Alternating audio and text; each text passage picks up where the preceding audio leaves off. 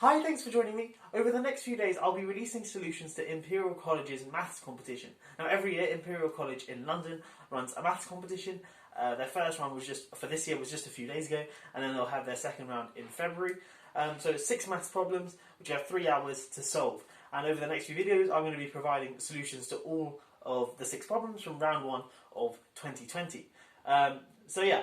What I'll do is I'll leave a link in the description below with all details of the competition, link to the website. You can find all details there. It's a bit too late to enter for this year, but if you want to enter for future years, keep that website in mind. Anyway, this is the problem I'm going to be tackling today. Let me read it out. I'll give you a chance to have a go at it if you haven't already, and then I'll jump into a solution. Okay, so we say a set of points in the xy plane is called sane if no 3 points are collinear. In other words, if you take any three points, they won't lie on the same straight line. And it also has to meet the second criterion, that is that the angle between any 3 points is a rational number of degrees. So if we have a set P, we say that a set of points are in the xy plane P. We say that set is sane if no 3 points lie on the same straight line, and also whenever we take any 3 points in the set P, the angle between them is a rational number of degrees. And this problem is split into Part A and Part B. Part A, does there exist a countable sane set? So a set with countably infinite many elements. And then Part B is, does there exist an uncountable sane set? So a set with infinitely many uncountable elements. So I probably should say, does there exist an countably infinite sane set? Because obviously it could be just a countable set with just one element in. So countably infinite sane set. And Part B, does there exist an uncountably infinite sane set? Okay, so if you're going to have a go at this problem, pause the video now and give it a go for yourself, and I'm going to jump straight into a solution.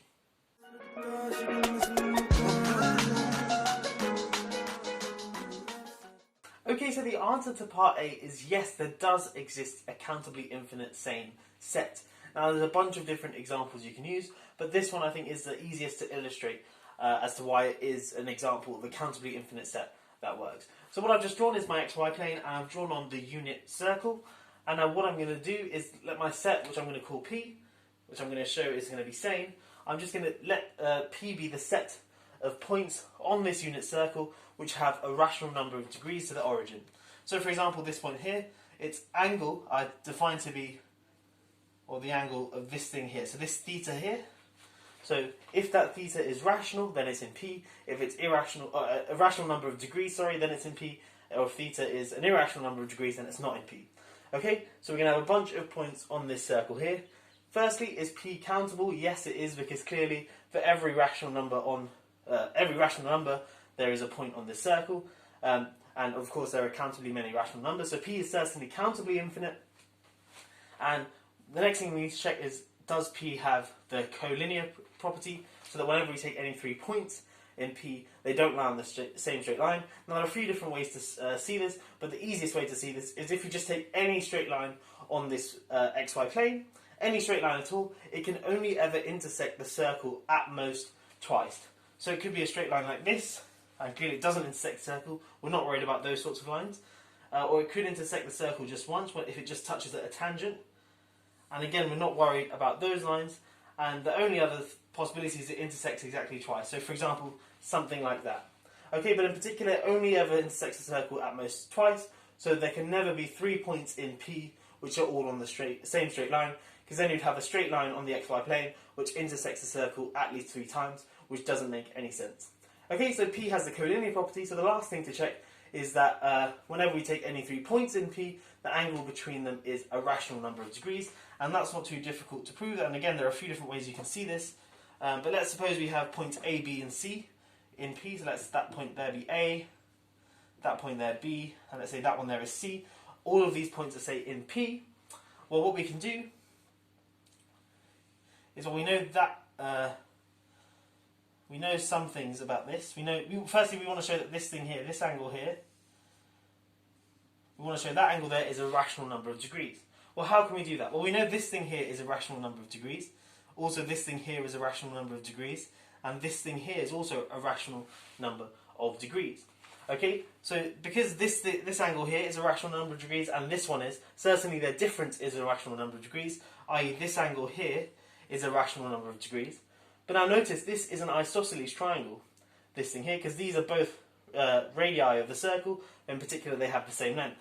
So because this angle here is rational, each of these angles here, remember they're going to be 180 degrees minus this angle divided by 2.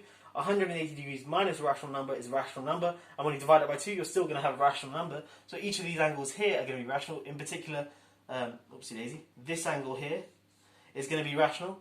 And for the exact same reason, this angle here is also going to be rational, because we know this thing here is rational, this angle here is rational. Add them together, you're going to get rational. This is an isosceles triangle here, so each of these things here are rational. So this is rational and this is rational. So when you add them up and you get this angle here, which we're interested in, you've got a rational plus a rational, so certainly it's rational. Okay, so P satisfies all three properties, so that's part A done. We found an example of an countably infinite set P, which is sane. Now let's move on to part B. Okay, so the answer to part B now is no. There is no such uncountably infinite sane set. And to prove that, we're going to do it by contradiction. So suppose Q is an uncountably infinite sane set. Now we're going to take any two elements in Q that are distinct. So take A and B, two distinct elements in Q. And now we know that for any other element in Q, so let's say C in Q, where C is not A or B, the angle ABC must be a rational number of degrees because Q is sane. But now, because there are only countably many rational numbers, sort of by an infinite pigeonhole principle, there must be at least 2 points in Q, say C1 and C2, such that the angle ABC1 equals the angle ABC2. So angle ABC1 equals angle ABC2. And in fact, we can actually make this a better condition. It's not necessary for the problem, but in fact there must be some angle for which there exists uncountably infinite many sort of CIs, such that ABC1 equals ABC2 equals ABC3, but in fact there are uncountably many such C. Okay, but we don't need to go into that much detail for this problem. We just need to know that there's at least 2, and that follows by the pigeonhole principle, because if there wasn't a line with at least 2 on, then that would mean there are only countably many points in Q, which contradicts this fact here. So there's got to be C1 and C2 such that ABC1 equals ABC2, but then if we just draw what that means, if we've got A there and B there, and then so C1, let's say it's there, so let's say that's C1 there, that angle there is ABC1, but also it equals angle ABC2, so AB and then C2 must also lie on this line here. It could be there or it could be on this side, but in particular C1 and C2 are not the same. But then we found 3 points which lie on the same straight line, and that contradicts the collinearity property of the fact that Q is sane, so we arrive at a contradiction. Okay, so that's part B solved just using the pigeonhole principle. I hope you have enjoyed this video. I will make solution videos for all the other problems as well. And if you are new here, please do check out some of my other videos as well. I don't just make these solution videos, I make other fun maths videos as well. So be sure to subscribe if you want to check those out as well. Anyway, that's all for today. I'll catch you in the next one. Have a great day.